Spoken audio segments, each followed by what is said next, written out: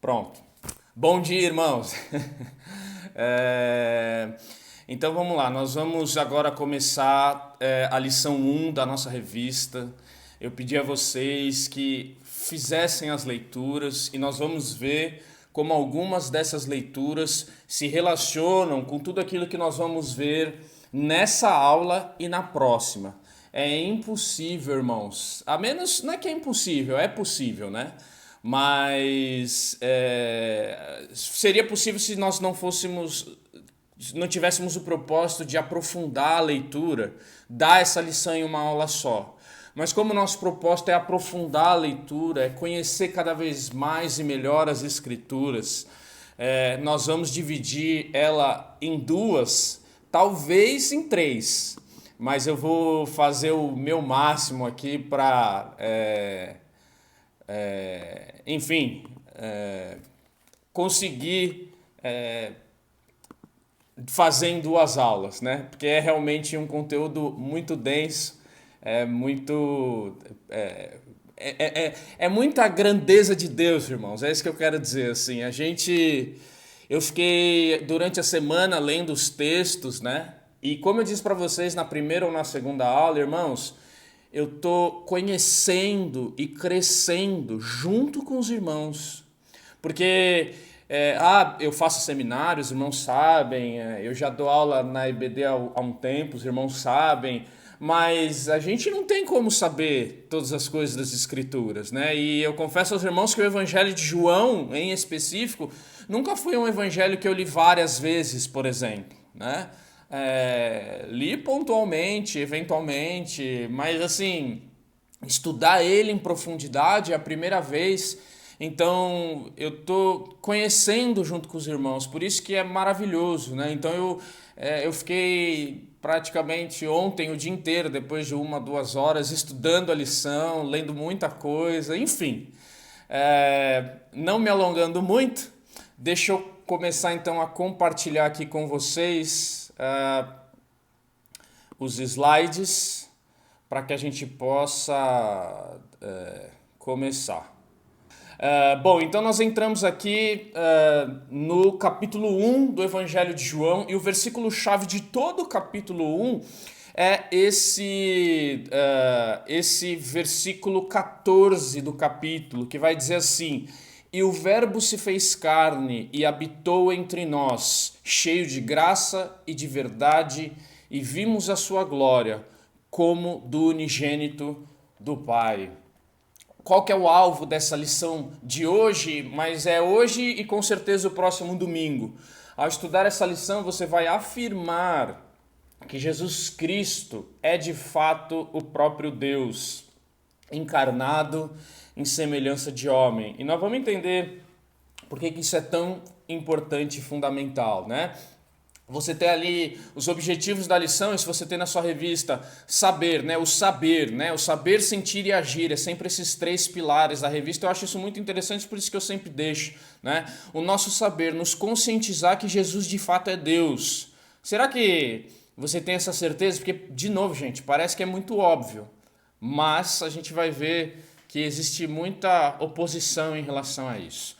Sentir, amar os desígnios do Senhor, de modo a refletir na prática da piedade, e agir, valorizar a doutrina bíblica acima das nossas pressuposições. E quando a gente fala então em pressuposições, são 9h24, eu vou dar 2 minutos, vai, talvez um pouquinho mais. Mas quem é Jesus para você, irmãos? Eu quero ouvir você. Quem é Jesus para você? Alguém aí me fala rapidinho. Quem é Jesus para você? Fui eu, a Carol, falei, ele é o Salvador. Carol, ele é o Salvador. Amém. Que mais? Eu, Denise, ele é o meu tudo, minha vida, minha glória, minha edificação. Denise. Ele é o Senhor dos Senhores. Senhor dos Senhores. Ok. Ele é o caminho e o mestre. O caminho e o mestre. Ok. Ele é Mais meu alguém? amigo. Ele é a verdade e a vida. Amigo, verdade e vida. Ok. Eu tô numa sala de crente, né? Todo mundo meio que sabe aí, né? Mas é isso mesmo, irmãos. Mas voltando aqui para os slides, tem essa pergunta, né? Quem é Jesus para você? Por que isso é tão importante? Quem é Jesus para você? Irmãos, a essência da nossa fé cristã, ela passa fundamentalmente pela crença de que Jesus, ele é Deus, irmãos. Ele é Deus. Jesus é Deus. É a doutrina da Trindade. Algo que é muito importante de saber, de entender e de devorar essa doutrina. Porque existem, por exemplo, muitas seitas, a gente chama de seita, que são pseudocristãs, ou seja, pseudo geralmente é falso, que não creem na doutrina da Trindade, não creem que Jesus é Deus, né?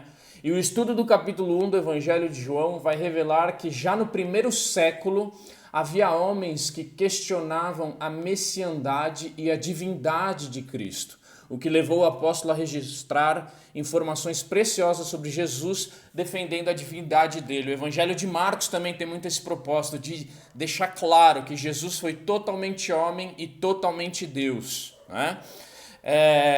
Um dos objetivos nós também, isso aqui eu que quis colocar aqui para vocês, não tem na sua revista, nós temos que ter a convicção, irmãos, que Jesus, ele é muito mais que um personagem histórico, né? Há quem acredite tranquilamente no Jesus histórico, um homem que existiu, né? E aí eles vão dizer, por exemplo, que ele foi um grande líder carismático, por exemplo, né? Ou também que ele foi só mais um pensador ou um filósofo com boas ideias, né? Algumas outras religiões, por exemplo, o próprio judaísmo e islamismo, vai dizer que ele foi sim um grande profeta, mas que ele não era Deus, né? Mas nós, então, ter a convicção que Jesus é Deus é a essência da nossa fé, da fé do cristão, né? Então, para a gente começar aqui hoje, é por isso que eu disse para vocês que a gente vai dividir a aula em duas, talvez em três.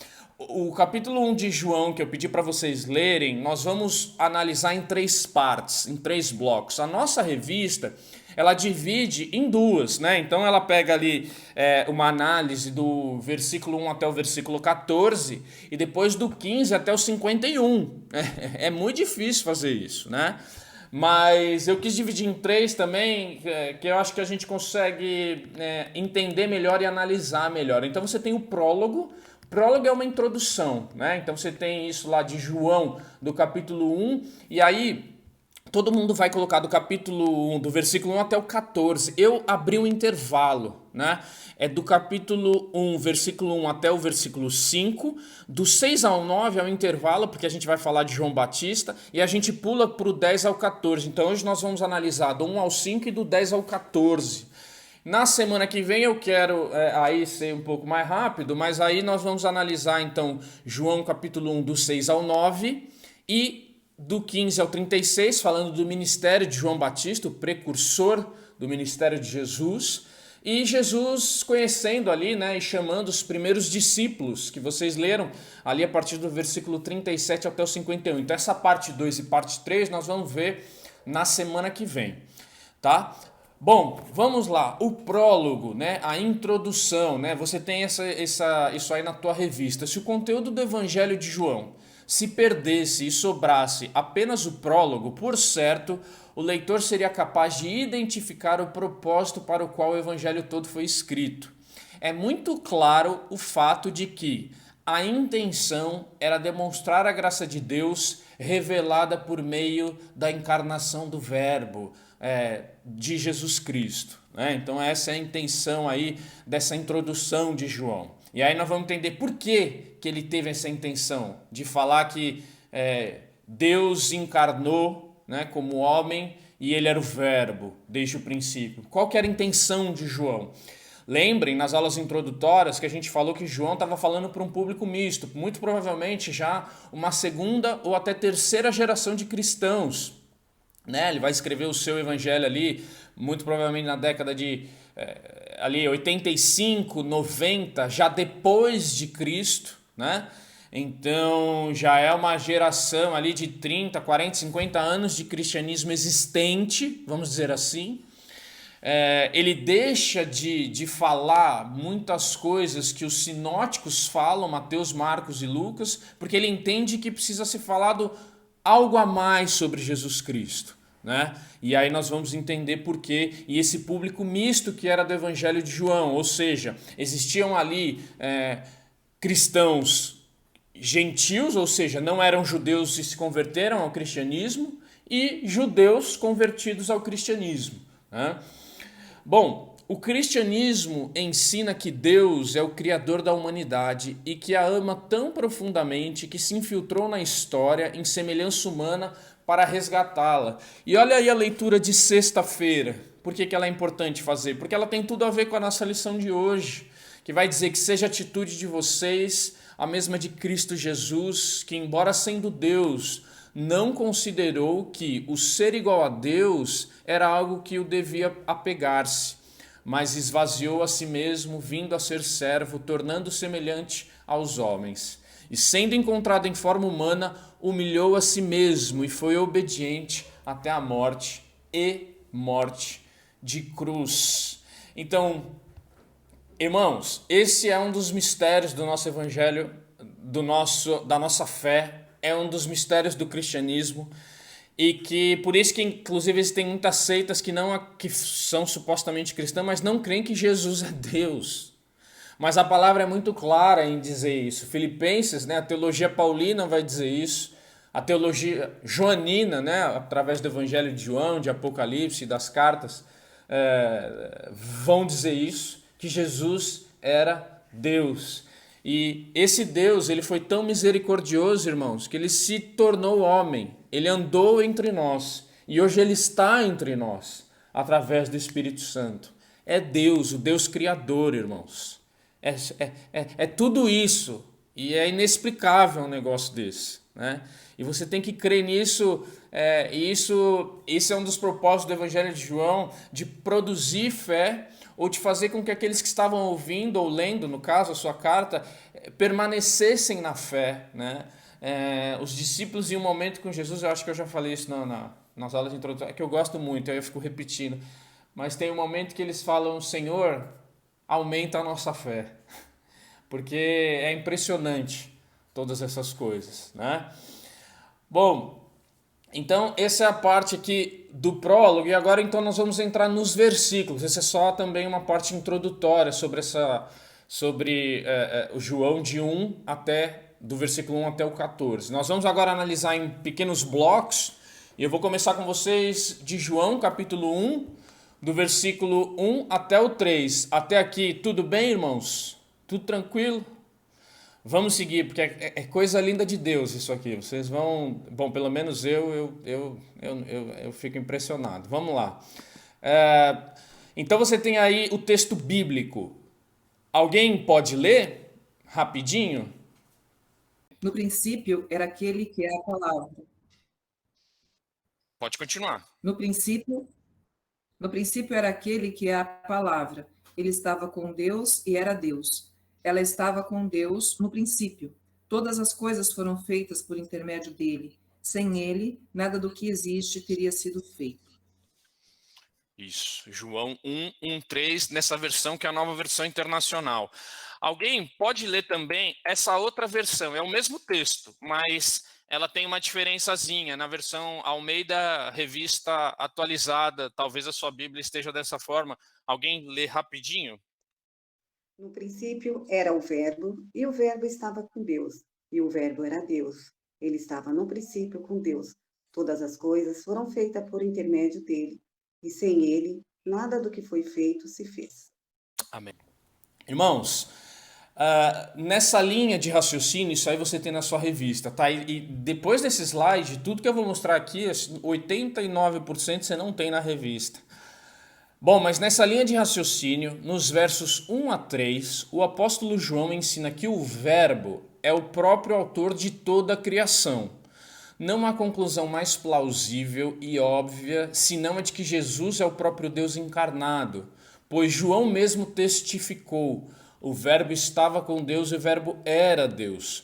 Portanto, é importante, isso é fundamental, que todo o evangelho seja lido sob essa perspectiva. Quando você lê o evangelho de João, você está lendo sobre um Deus que andou na terra, né?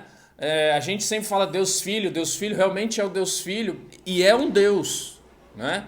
A gente fala Jesus Cristo, assim, às vezes, mesmo nós sendo cristãos há muito tempo, a gente tem talvez uma percepção de o Pai, Filho, Espírito Santo, parece que o Pai é superior ao Filho em algum grau. Não, todos são Deus, o mesmo Deus, a mesma essência, né? Agora, exatamente, Jesus foi totalmente homem e foi totalmente Deus e é totalmente Deus, tá? Jesus é a revelação suprema de Deus como homem para o ser humano, né? Agora, quando a gente olha para esse pequeno trecho, irmãos, o capítulo 1, do versículo 1 ao 3, existe uma palavra que, essa palavra sozinha, ela dá uma pregação, assim. Quando eu falo uma pregação, de umas 2, 3 horas. E é por isso que é difícil, né, a gente conseguir passar tudo que a gente precisa passar. Mas essa palavra é o logos, né? Esse termo grego, traduzido aí por palavra na NVI, que vocês leram, ou verbo em outras traduções, como a gente leu na Ara, né? Então, logos, palavra, verbo. Era usado por muitos filósofos com a ideia de razão, isto é, a força que sustentava o universo. Então, ao chamar Jesus de o verbo, né, ou a palavra, ali como está na NVI, João afirma que ele é a encarnação de toda a revelação de Deus nas Escrituras. E assim encoraja o seu público judaico-cristão, declarando que somente aqueles que aceitam Jesus estão honrando plenamente a lei. Então, irmãos, lembrem-se que João, quando ele escreve, por isso que a gente analisa o texto no seu contexto e etc., ele estava escrevendo para um público, né, que no caso era um judaico-cristão, como está dizendo aqui. Então, quando ele coloca esse termo logos ali no texto, o leitor que está lendo aquilo naquele momento, ele fala assim, nossa, é isso, né? E ele está fazendo com que os leitores reflitam e remetam esse conhecimento a todo o Antigo Testamento. Então, tudo que você lê no Antigo Testamento está aqui, ó, andou entre nós.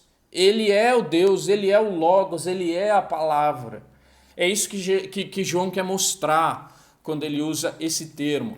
Mais coisas sobre o Logos aí de outros comentaristas. Esse é do comentário histórico-cultural da Bíblia, da Vida Nova, né?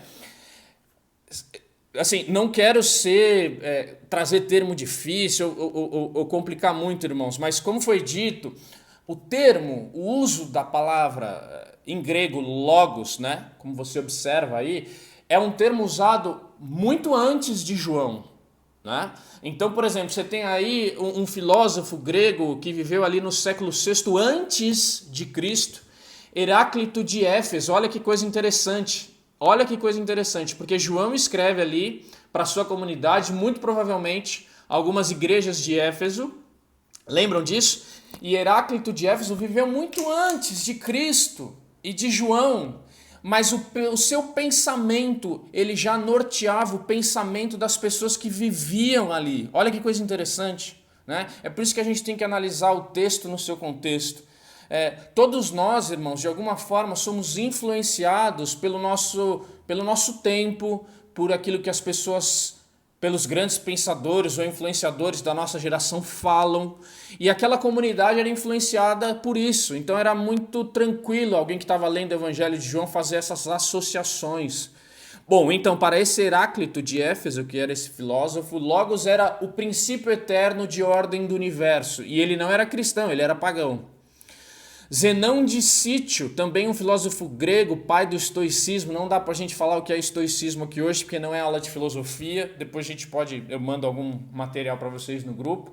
Mas ele é ali do século IV, III, também antes de Cristo, um pouco depois de Heráclito. E ele vai dizer que o verbo, ou seja, o logos, ou a palavra, era a mente de Deus, o princípio da razão do universo, controlando e dirigindo todas as coisas. E aí você tem alguém mais próximo de João, que é Filo, que já era judeu, era um filósofo, um grande pensador, um grande escritor. Ele era judeu, viveu ali 20 antes de Cristo, né? 20 antes de Cristo. E ele vai entender e vai trazer esse conceito para a comunidade judaica, que Logos era um intermediário entre Deus e suas criaturas, o qual dava sentido ao universo. E foi instrumento de Deus na criação. Então, olha só, eles tinham esse conceito, mas eles não conseguiam saber exatamente o que isso significava. Vão percebendo. Então, a gente tem aqui, irmãos, que a ideia da palavra de Deus também possui um contexto judaico, ou seja, esse termo usado na palavra, né, carrega esse pensamento judaico. Deus criou o mundo chamando-o à existência pela fala. Ou seja, quando então você pode traduzir por verbo ou palavra, e João condensa tudo nesse termo, querendo dizer a mesma coisa, assim, é muito grandioso, é muito precioso isso. E aí ele vai dizer que nos livros proféticos, a palavra do Senhor é quase personificada quando se diz que venha um profeta em particular. Então lembra quando os profetas falavam assim diz o Senhor? Esse assim diz o Senhor é Cristo. É isso que João está interpretando aqui, né? E essa palavra, o que é essa palavra? Essa palavra cura, a obediência a ela traz vida, e essa palavra é uma luz que guia todo o povo de Deus, né? Então esse era aquilo que os judeus pensavam sobre o que era a palavra, mas eles não personificaram ela e não entenderam o que era. E João então, quando escreve e usa esse termo, ele quer dizer isso. E aí em João, o Logos é o agente da criação, e o Logos encarnado é o agente do juízo de Deus, é Senhor, é Deus. O que o Evangelho quer dizer ao apresentar o Verbo como Deus deve ser entendido à luz do estrito monoteísmo judaico, ou seja, um único Deus. O Verbo é visto como um agente divino primário e exclusivo da criação. Por fim, pelo fato de Jesus ser o agente principal de Deus, quando alguém o confronta, está confrontando a Deus. Olha o que João está fazendo na cabeça dos leitores judeus, né? Quando alguém, então você está falando, você está se opondo ao Logos, você está se opondo a Deus, você está se opondo a Cristo, é a Deus que você está se opondo. Então, irmãos, meio que concluindo essa parte sobre só esse termo Logos, né? E a gente já são 9h43, por isso que eu falei que ia ser muito difícil. A todo João declara: tudo que vocês possam ter imaginado ou presumido até agora sobre o Logos aparece com clareza e realidade plena somente em Jesus Cristo. Somente em Jesus vocês encontram o que vocês presumiam, imaginavam e buscavam.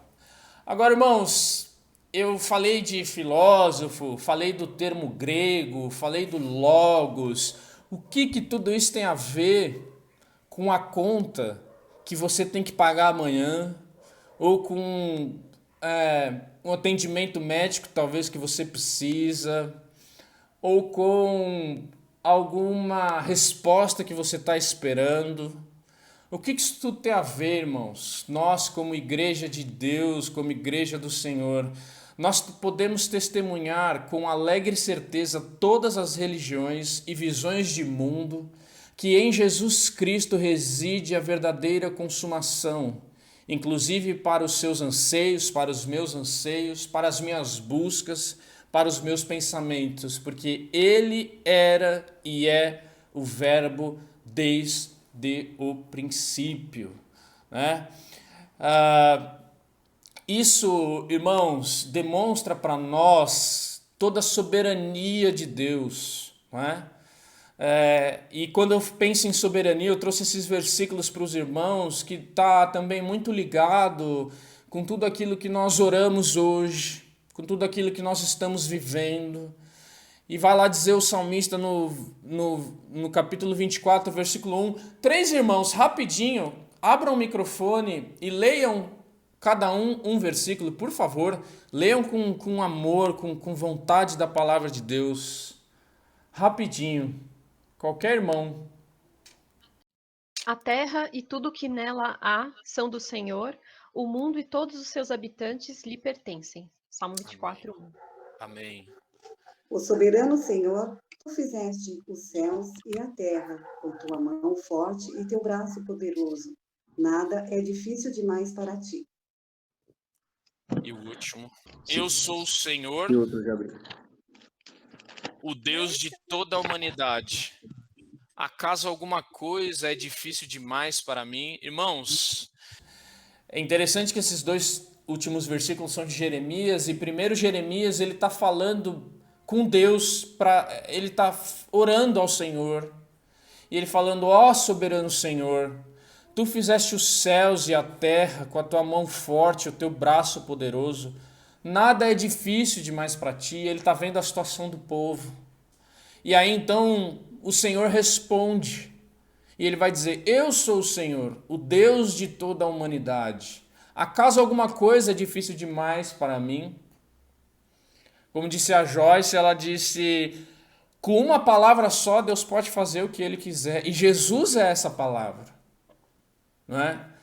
Por que tudo isso é importante, né? Eu coloquei esse título aí, e eu com tudo isso. O que eu tenho a ver com tudo isso, irmãos? Em momento algum da história, inclusive no momento que nós estamos vivendo hoje, Deus nunca perdeu o controle da história.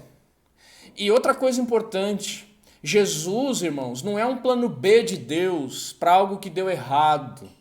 Não houve falha no plano soberano de Deus, porque Jesus, ele estava com Deus na criação. Tudo foi criado por Jesus junto com Deus, né? É interessante, eu quero ler algo aqui para os irmãos, que não está nos slides, mas vocês lembram na semana passada, Vocês lembram na semana passada que a Ruth leu um trecho da Bíblia A Mensagem, do Eugene Peterson? E toda vez, irmãos, que você lê, tudo aquilo que você lê, independente de quem seja, você tem que confrontar isso com a palavra de Deus. Então ela lê um trecho perfeito, que vai dizer assim, eu vou ler bem rápido. De forma paralela, as palavras introdutórias de Gênesis, João apresenta a Deus como aquele que trouxe a salvação à existência por meio da palavra. Dessa vez, a palavra de Deus assume forma humana e entra na história na pessoa de Jesus. Jesus fala, a sua palavra faz tudo acontecer. Perdão e juízo, cura e iluminação, misericórdia, graça, alegria, amor, liberdade e ressurreição. Tudo que estava deteriorado e todos os que estavam em pecado ou doentes eram agora chamados à salvação pela palavra falada de Deus. Amém. É isso mesmo. Só que aí o Eugene Peterson, porque essa Bíblia a Mensagem é como se fosse ele comentando para ele mesmo, é esse que é o intuito da Bíblia a Mensagem, e é muito precioso isso, porque é uma leitura devocional muito gostosa, mas ele vai colocar um comentário assim, que vai dizer assim: o motivo era que, em algum momento, as coisas tinham dado errado, e precisavam desesperadamente de conserto. Meus irmãos, nada foge do controle do Senhor. Não tem nada que há de errado que está fora do controle do Senhor. Jesus não é um plano B da história. Jesus é Deus, Ele é a história, Ele estava desde o princípio, assim como o próprio Deus Pai. Então, é esse Jesus a quem nós servimos, irmãos. E aí a gente vai ler no versículo 4 e 5, são 9:49, vou tentar correr um pouquinho aqui, que Ele é a vida, né? Então, voltando a compartilhar aqui com os irmãos, nesse Deus, Jesus, estava a vida, e esta era a luz dos homens. A luz brilha nas trevas, e as trevas não a derrotaram. João 4 e 5. Em outra versão, que é a Almeida Corrigida Fiel, vai dizer: nele estava a vida, e a vida era a luz dos homens, e a luz resplandece nas trevas, e as trevas não a compreenderam. A nossa revista, ela vai dizer que o apóstolo ainda revela que Jesus Cristo é a própria vida e que a vida é a luz para o homem enxergar seu estado deplorável de uma condenação. Versículo 4 e 5. A parte B do verso 5 pode ser traduzida de duas formas. As trevas não a derrotaram ou as trevas não a compreenderam. Ou seja, então você vê que tem diferença nas versões da Bíblia, mas talvez a forma melhor de se entender, o autor da revista disse que seria essa, não a compreenderam. Ou seja, a segunda opção parece ser a mais apropriada e dá o sentido de que o perdido não entende o que é a salvação até que Cristo se revele, como a vida ou a luz que dá o entendimento, né? Então, de novo, né? Por que tudo isso é importante, irmãos? Porque esse é o nosso Deus, esse é o seu Deus. Você que está me ouvindo aí. É o seu Deus, é Jesus Cristo. E Ele é a resposta para todas as coisas que estão acontecendo hoje, irmãos.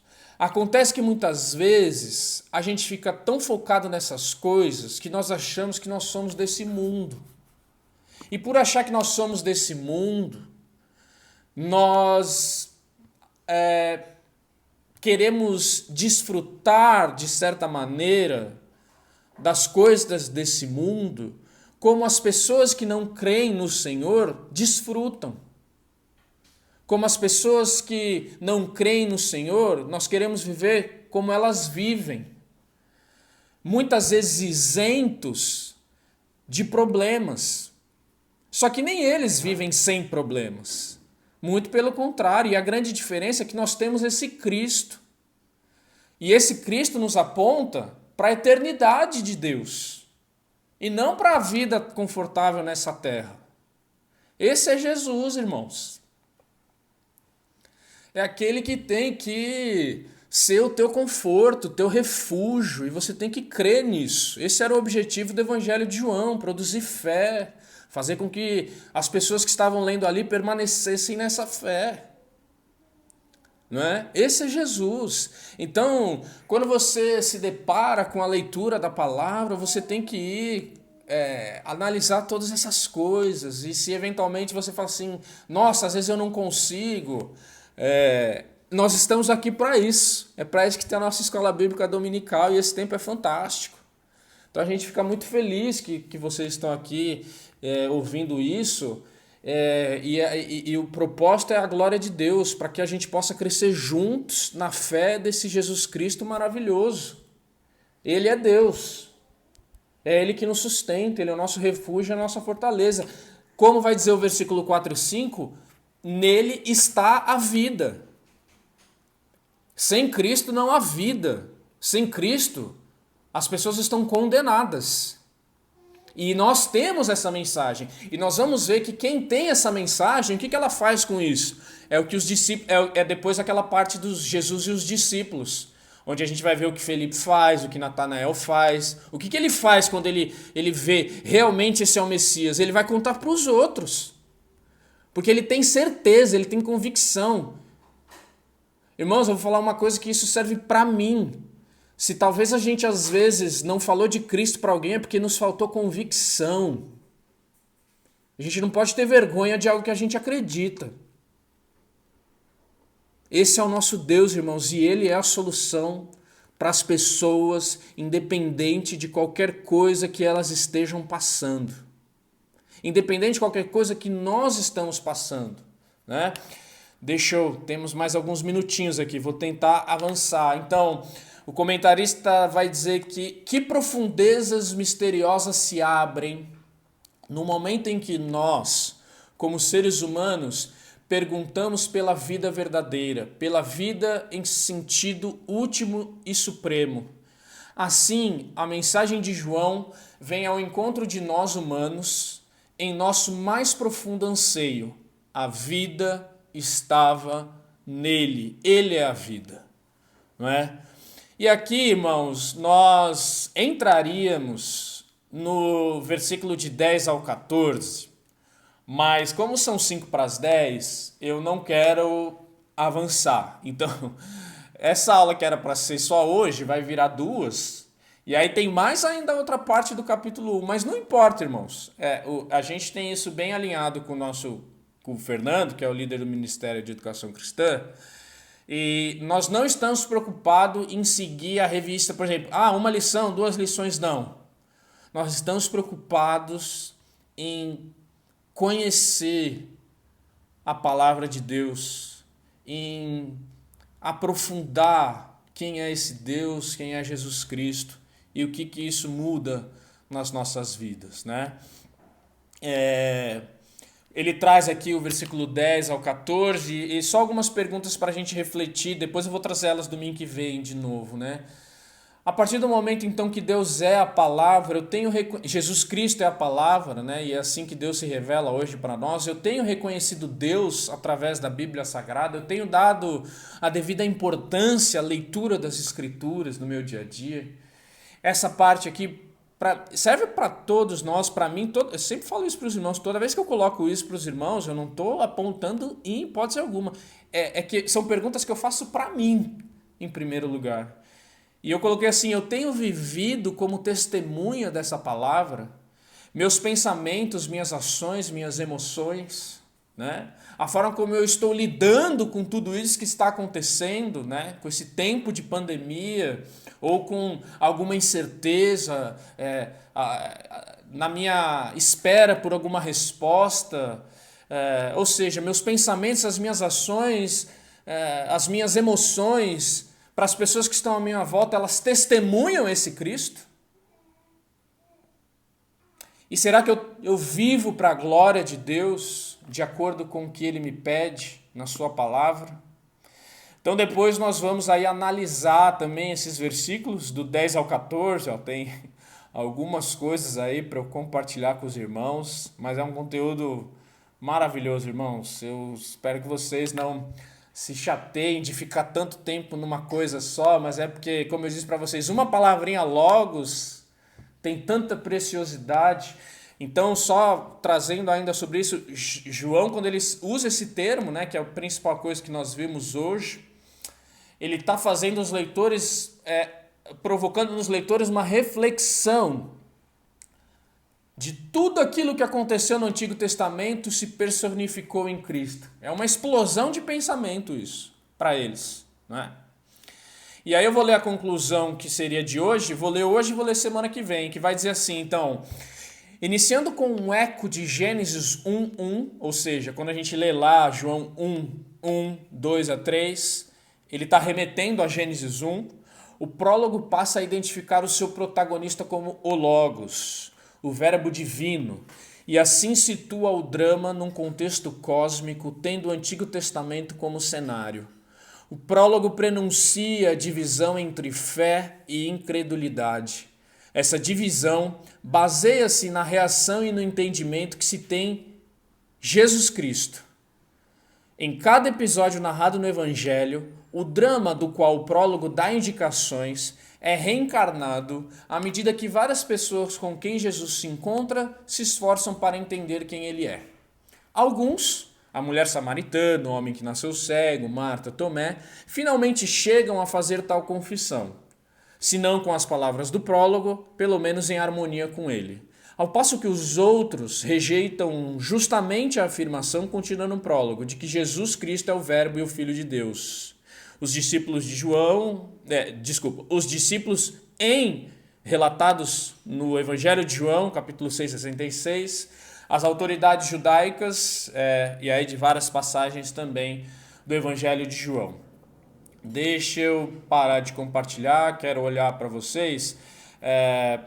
Isso tudo que eu comentei com vocês, esse finalzinho do prólogo, essa dinâmica do capítulo 1 do Evangelho de João, ela é muito interessante, porque como ele vai dizer, então, toda essa mensagem que João, como ele escreve, como ele monta o Evangelho, a gente vai vendo isso depois nas narrativas, nas interações de Jesus com as pessoas. Isso é muito interessante, esse tipo de literatura. É muito parecido, por exemplo, com a carta de Tiago. Tiago, no capítulo 1, ele condensa tudo o que ele quer falar. E aí, nos próximos capítulos, ele vai desenvolvendo os assuntos. Nós estudamos Tiago na nossa EBD há tempos atrás também. João, então, faz a mesma coisa. Ele faz esse prólogo, essa introdução, e ele fala quem é esse Cristo, e que muitos não conheceram. Nós vamos ver isso na semana que vem.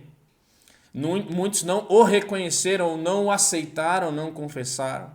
E aí você vai percebendo essa dinâmica de quem aceita, de quem não aceita nos capítulos seguintes. Mas, irmãos, Eu quero que você hoje, 10 horas em ponto, que você pense nesse Jesus Cristo, que é Deus. Às vezes a gente romantiza, Jesus, o Filho de Deus. Ele é Deus Filho, mas ele é Deus. Não há menor grau em poder. Eles são a mesma essência, Deus Pai, Deus Filho e o Espírito Santo. A doutrina da Trindade que é negada de forma muito clara pelas pessoas. Como eu disse no início, muitas pessoas hoje até falam, não, você é evangélica, legal, não, Jesus, não, Jesus foi sensacional, foi um cara 10. Jesus foi, não, cara, as ideias do cara eram muito loucas, né? Não, Jesus, muito bacana, não, as ideias dele, líder político. Bom, Jesus era Deus. E isso tem que fazer o seu coração, a sua mente arder. Porque esse Deus se revelou a você. E essa revelação, você capta ela, você pode achá-la nas Escrituras. E as Escrituras têm todas as respostas para o seu coração, para a sua mente, para a sua alma. Tá bom? Então, são 10:01. Vamos orar, porque senão eu vou ficar falando, porque é muito maravilhoso tudo isso, tá bom? Para que vocês tenham tempo aí com a família de vocês também, ou a atividade que você tiver, e obviamente para que nós estejamos às 10:30 no nosso culto, tá bom? Online, através do YouTube, você acompanha lá, né? Alguém rapidamente quer comentar alguma coisa para que a gente possa orar? Eu queria falar uma coisa, Renan, rapidinho, que Jesus Cristo, Deus que ele pode ser o nosso amigo, eu até comentei isso, ele pode ser o nosso amigo, ele pode ser aquele Deus para nós que a gente vai direto a ele, dispensa, e é realmente algo que é muito precioso. Você pode falar diretamente com esse Jesus, com Deus. Não é necessário, né, que haja qualquer necessidade de uma outra pessoa, de algum outro, até mesmo João, né? Não precisa desses intermediários. Jesus Cristo, quando morreu e ressuscitou, ele deixou o caminho livre, né, para todos que quisessem se chegar a ele. Não precisa de ninguém para fazer a ponte entre o homem pecador e o Deus Santo. Era isso que eu queria falar. Amém. Amém. Bárbara. Eu só queria comentar que esse fim de semana eu estava muito desanimada mesmo, assim, com várias coisas na minha vida. E aí ontem eu até conversei um pouco com a Ruth, né? A gente teve um bate-papo bem legal no WhatsApp.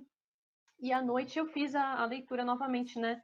Do estudo. E foi muito bom, assim, porque me impactou de uma forma muito forte, sabe? Era exatamente o que eu precisava ouvir. Né? Que Jesus não é apenas o Filho de Deus, mas é que ele é o próprio Deus. Amém. E que nada é impossível para ele, nem nada justamente por isso, né? Por essa grandeza. Então e hoje de manhã eu estava desanimado de novo, né, e tal. Enfim, por toda essa situação, né, de pandemia e tal. Mas aí eu falei, não, eu quero buscar mais desse Deus, eu quero conhecer e conhecer os irmãos também. Então eu agradeço assim por vocês me receberem, né? O primeiro dia que eu tô aqui participando, e às vezes eu fico meio tímida, meio reservada, mas estou muito feliz mesmo. Então, muito obrigada. Amém. Amém. Mais alguém?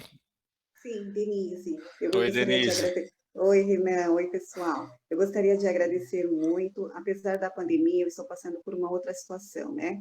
Que eu fui acometida de um câncer de mama, mas agora eu estou muito bem porque eu tenho Deus e Ele está me ajudando. O entendimento de Jesus sempre está na minha vida. Agradeço pela oportunidade de vocês, pelo convite da Ruth, que ela é maravilhosa, ela mora no meu coração, com carinho, Amém. com o amor dela. Eu me regenerei, trouxe a minha tiazinha, que é a irmã da minha mãe, que é a única pessoa que eu tenho. E vocês agora. Muito obrigado, viu? Fiquem com Deus todos. Amém. Irmãos, eu não sei se mais alguém queria falar, mas como são 10:04, eu vou orar, tá bom? Para a gente manter o horário, para que vocês tenham tempo de vocês também, tá bom? Obrigado mais uma vez. Estejam conosco, irmãos. Estejam conosco. É um prazer também estar com vocês, é um privilégio. Vamos orar. Santo Deus poderoso, muito obrigado, Senhor. Muito obrigado por essa oportunidade maravilhosa que o Senhor nos dá de estudar a sua palavra, Senhor. Nós somos tão limitados, meu Deus. Nós somos até mesmo tão obstinados, como diz a sua palavra, em muitas vezes fazer o que nos dá prazer, ó Pai. E isso não está ligado muitas vezes em te buscar, em te adorar, em ler a sua palavra, ó Deus, mas nós queremos descanso, nós queremos relaxar, ó Deus, nós queremos descansar, ó Pai, mas Deus, que isso não seja mais forte que a nossa necessidade do Senhor, ó Deus. Que possamos te conhecer a cada dia mais, ó Pai, aumenta a nossa fé, nos ilumina para compreender a tua palavra, nos ajuda a crescer como irmãos. Senhor, eu peço que o Senhor venha com a tua providência, com a tua ação na vida de cada um que está aqui, ó Deus, de cada família representada, Deus, de cada uma das pessoas que estão lá no nosso grupo e em toda a nossa igreja, ó Deus. Abençoe em nome de Jesus a nossa amada igreja Batista no Ipiranga, que essa igreja possa ser um farol, ó Deus, da sua palavra no nosso bairro, na nossa vizinhança. Em nome de Jesus, nós pedimos que o Senhor cubra com a tua proteção, com o teu bálsamo, com o teu sustento, com a tua sabedoria, o nosso pastor Nelson, Wesley, ó Deus, todos esses que estão ali, ó Deus, mantendo os trabalhos da igreja, ó Deus, toda a equipe de som, todos aqueles que estão ali, ó Deus, em nome de Jesus, cuida de cada um. Obrigado por esse tempo, ó Deus, e que o Senhor continue nos despertando, fazendo o nosso coração arder, a nossa mente querer mais, ó Deus, da palavra do Senhor. Obrigado por tudo que o Senhor tem feito, por tudo ainda que o Senhor vai fazer. É em nome de Jesus que nós oramos. Amém. Amém. Amém, irmãos. Amém. Deus abençoe os irmãos. Um grande abraço e um ótimo domingo, uma ótima semana. Deus abençoe. Bom estar com vocês. Igualmente para todos. A todos. Boa Tchau, tchau. semana. Deus abençoe, tchau. Bom Tchau. domingo a todos. Cadê a minha tia? Tchau. Tchau, Tchau. Fica com Deus. Valeu, Anderson. Tchau, tchau, gente. Fiquem com Deus aí.